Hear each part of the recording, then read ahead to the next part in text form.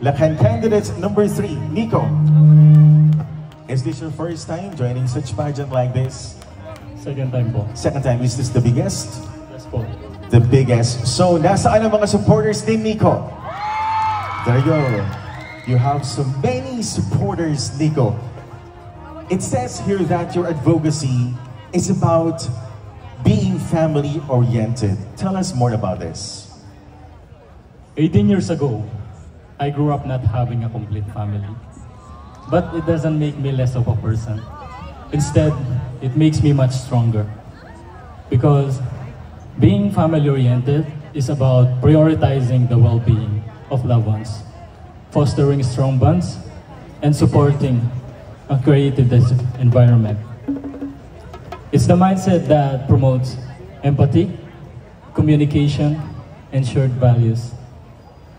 That in the families and in our communities, we cultivate resilience, belonging, and a sense of unity that enriches our lives and strengthen the society as a whole. Thank you. So, good luck to your advocacy. Indeed, it is very significant and relevance right now. Being family-oriented is really important nowadays. Sa lahat ng mga supporters, you made them proud of you. Thank you. Are you still studying? No, I'm not studying. I'm currently working at Pradera Theme Park. You're already working. So right now you're working and you have lots of hobbies written here. You're playing volleyball, watching movies, playing online games. So usually, are you doing lots of things like this at the same time? Ginagawa mo ba ito ng madalas, right after? Yes po, ginagawa ko po yan kapag ako minsan naboboard. Sa edad mo na yan, right now, it's not really easy to work and to have a permanent work. Ano kaya yung advice mo naman sa mga naghahanap ng trabaho na nawawalan sila ng pag-asa na makahanap ng permanent work? What's gonna be a message? Para sa lahat ng mga tao na nahihirapan na maghanap ng trabaho, huwag kayong titigil na maghanap ng maghanap. Try and try kayo sa inyong mga pangarap. Katulad ko, nagtry upang makuha ang aking pangarap. Ngayon, pangalawang pagkakataon ko na sumali dito sa Lacan at Mutya ng Lubao at gagamitin ko ito upang makuha at makamit ko ang aking pangarap. Kaya kayo, mga kapwa ko, kabataan na nahihirapan na makamit or maghanap ng trabaho, huwag kayong titigil sa inyong mga pangarap. Subok lang ng subok sapagkat minsan tayo nadadapa, tumayo lang kayo. Kapag tayo sumusuko, lumaban lang. Yun lang. Maraming salamat. Exactly, you are such an inspiration because for the second time around, you've joined Lacan ng Lubao 2024 and I wish you good luck. But it says here, your advocacy is about Children Ministry and Outreach Program.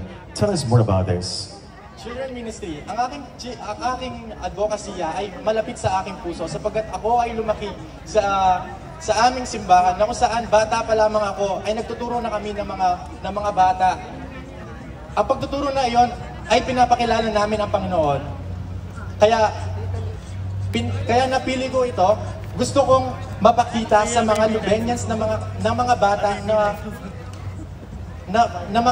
na kahit bata pa lang sila, gusto ko may matutunan sila sa ating Panginoon. So, well said.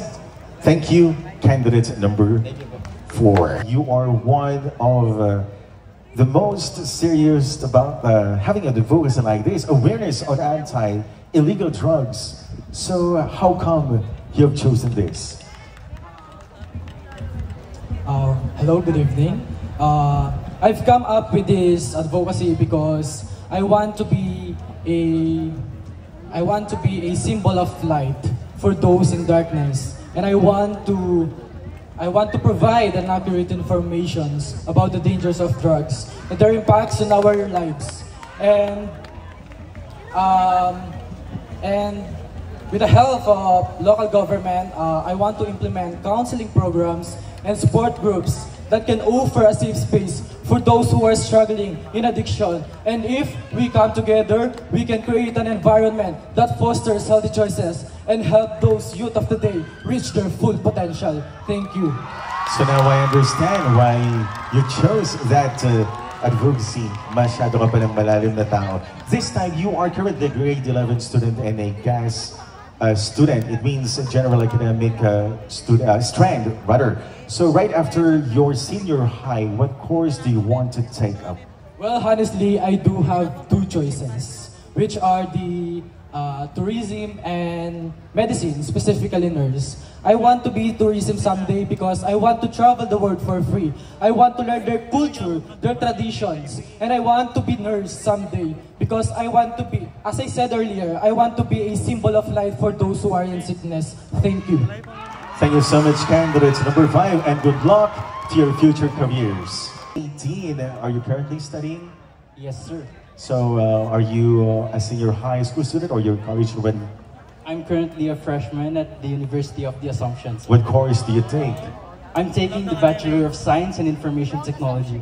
So, is this your choice, a decision, joining such a pageant, or somebody encouraged you to join Lakanding Lubao?